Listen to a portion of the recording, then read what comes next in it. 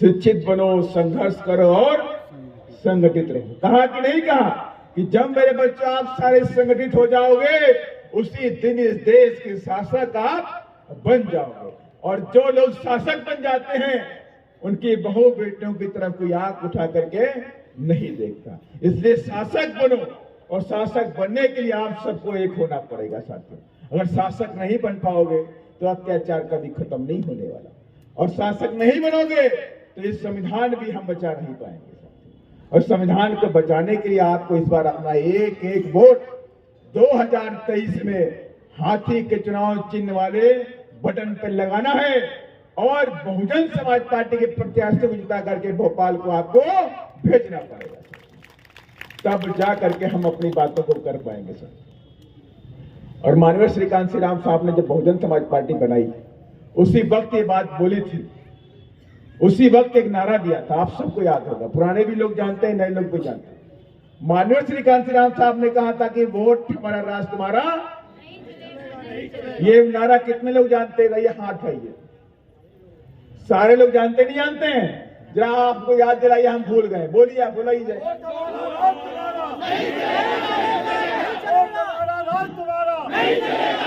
भाई आप याद मत दिलाइए संजय जी, संजय जी आप नहीं। मैं चाहता हूं मेरे सामने बैठी क्रांतिकारी भीड़ बाबा साहब के जाबाज सिपाही बोले।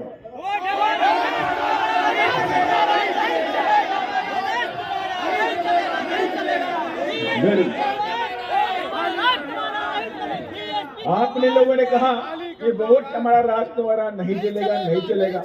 कभी सोचा है क्यों नहीं चलेगा? वोट हाथे में जाएगा इसलिए नहीं चलेगा। कभी सोचा अपने मन से कि माननीय श्री कांसीराम नाथ साहब ने इस नारे का आविष्कार के, इस नारे को हम सबको दिया कि वोट हमारा, राज तुम्हारा, नहीं चलेगा, नहीं चलेगा। कभी सोचा कि ऐसा नारा क्यों दिया? कभी सोचा आपने? कभी ध्यान दिया इस बात को लेकर?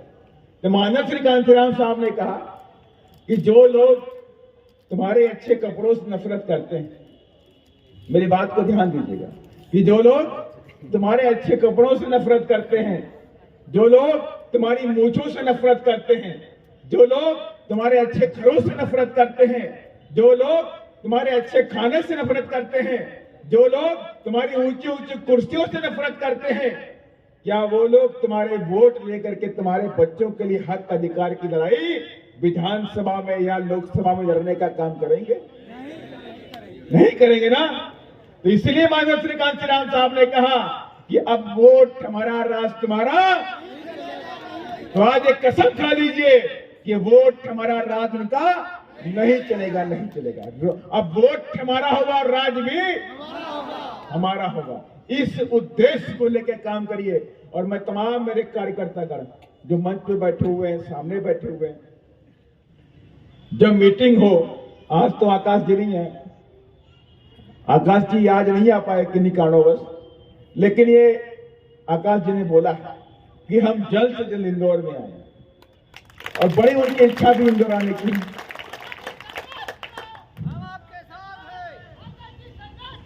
हम आपके साथ हैं। इंदौर बहुत जल्द आएंगे, और उम्मीद है फरवरी या मार्च के फर्स्ट वीक में, या फरवरी के लास्ट में इंदौर जरूर आएंगे।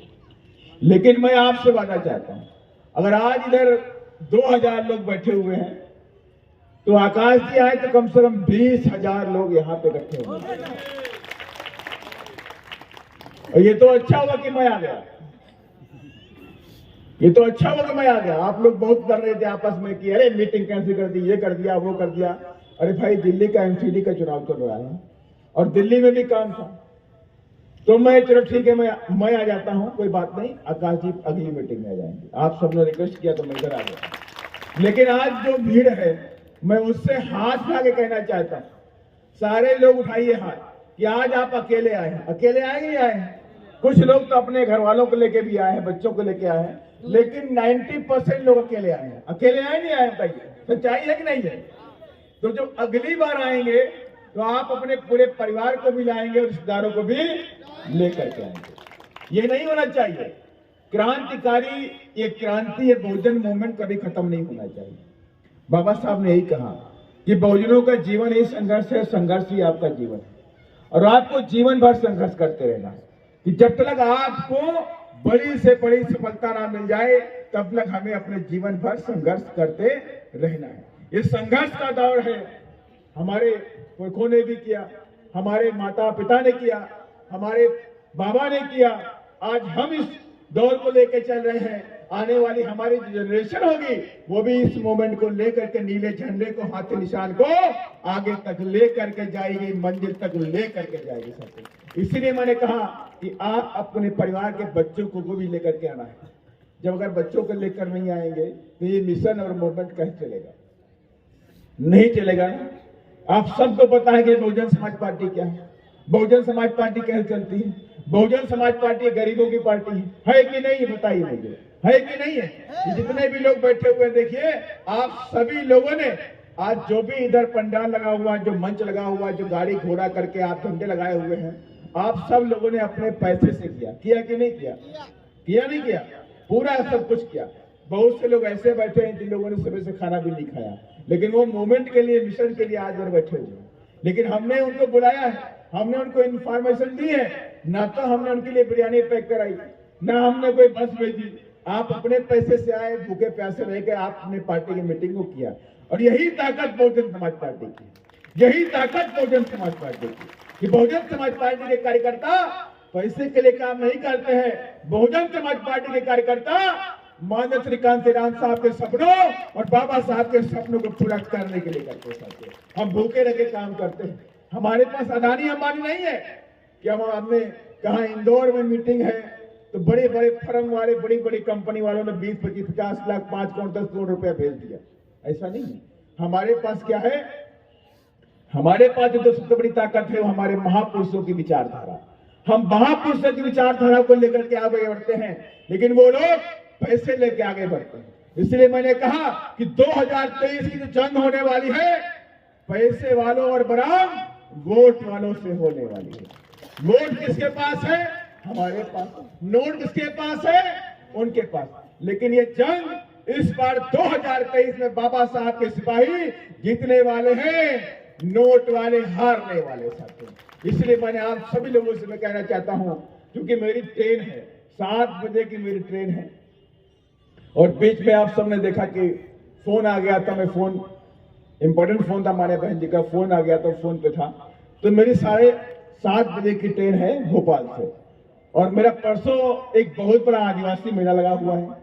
आदिवासी रैली है जगदलपुर में, बस्तर, आप जानते होंगे छत्तीसगढ़ की, छत्तीसगढ़ के बस्तर में जो जगदलपुर पड़ता है वहां पर आदिवासी मेला लगा हुआ।